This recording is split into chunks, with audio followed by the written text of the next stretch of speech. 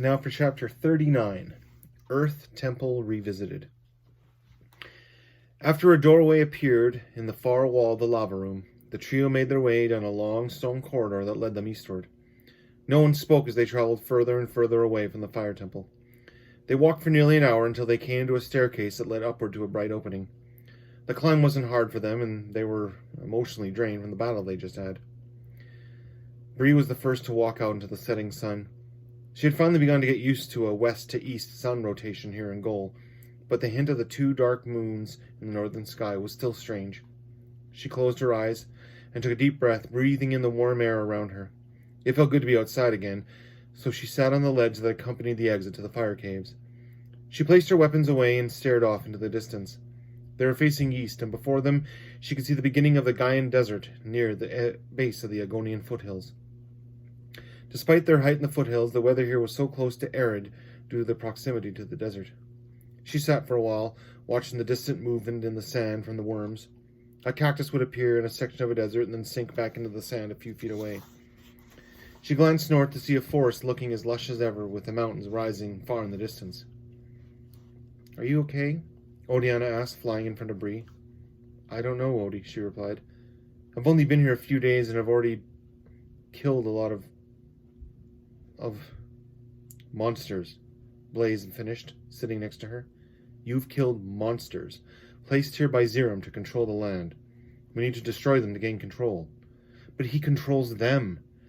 You heard the fire hydra in there. Lich and Thunderbird gave me the same warning. It feels wrong, like I'm killing innocent monsters," Blaze interrupted. "You know they would have killed us too, right?" Bree nodded.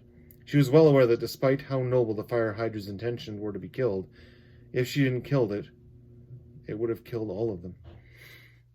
"Then, what now?" Odiana asked. "I don't have my Vitarian bracelet anymore, so we have to travel by foot." She looked into the distance, where they could barely make out the peak of the ice pyramid in the far northeast. She then glanced back into the desert. "Before we go, we have to make a short detour first. Come on." She stood up and gestured for the others two to follow her. They made it to the desert by nightfall and took advantage of the cool night air to traverse the landscape before them.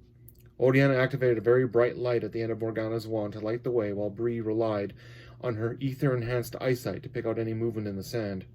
Thankfully, only a few cacti braved surfacing as they traveled at a fast pace. Within a few hours, Bree slowed to a stop on a large dune and looked down.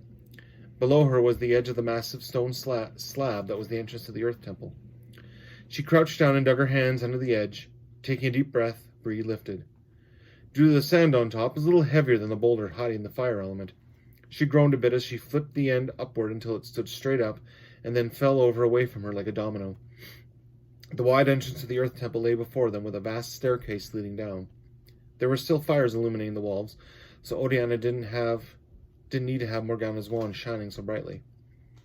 Without saying a word, Bree descended into the temple until she was back in the room with the treasure chest that once held the mystic sword and earth shield. She looked up the far wall to see the two rock platforms near the roof.